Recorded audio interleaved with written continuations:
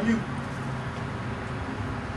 This right here is for in respect to, in respect of all those people who lost their lives and gave their lives during the 9/11 terrorist attacks. You know, a lot of times we from different cultures, cut from different cloths, didn't really see the importance. At first it was traumatic, you know, the towers fell, it was all over the news, and then it kind of just faded away because we don't pass that block all the time. A lot of times you get caught up in the humbug of why they at war and why you gonna go to war and why you gonna fight for these people or fight for those people when they're not really realizing 9/11 could have happened right in your living room. 9/11 could have been your house, your block, your kids, your grandparents, your mother, your brother, your sister, anybody. So whether they agree with it or you don't agree with it, the reason for the war still is somebody over there giving their lives just for you to sit here and criticize them or go with it. Sometimes people don't have time to decipher what it is. They just have to go. And she called. Blacks, whites, African Americans and Caucasians, Asians, excuse me, Vietnamese, Philippines, Koreans, and Jamaicans, or Haitians, Hispanics, y'all, please be patient.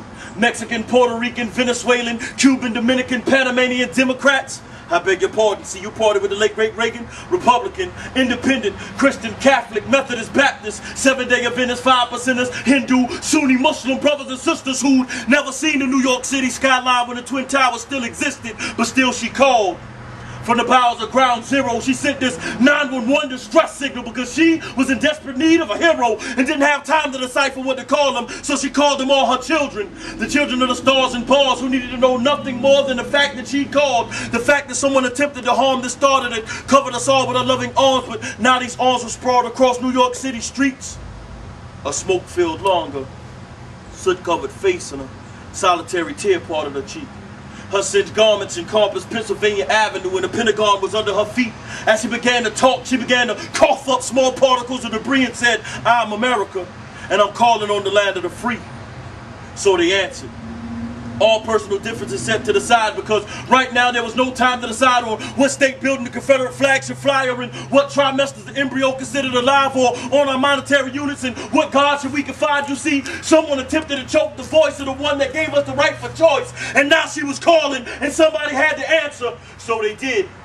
Stern faces and chiseled chins, devoted women and disciplined men who rose up from the ashes like a phoenix and said, "Don't worry, we'll stand in your defense." They tightened up their bootlaces and said goodbye to loved ones, families, and friends who tried to bombard them with the "hold on, wait a minute," and "what ifs," and "daddy, where you going?" and "mommy, why you leaving?" They merely kissed them on their foreheads and said, "Don't worry, I have my reasons. You see, to this country I pledge my allegiance to defend it against all enemies, foreign and domestic. So as long as I'm breathing, I'll run through hellfire, meet the enemy on the front line, carry this national incident, look him directly in his eyes and scream, "I am America. We will not be terrorized. We will not be terrorized. I refuse to be afraid. I will fight you any country, any continent, any terrain. I'll fight to my last breath. And if by chance death is my fate, pin up medals upon my chest and throw old glory on my grave. But don't y'all cry for me. You see, my father's prepared a place. I'll be a part of his holy army, standing watching the pearly gates, because freedom was never free. POWs and fallen soldiers have paid the ultimate sacrifice alongside veterans who put themselves in harm's way,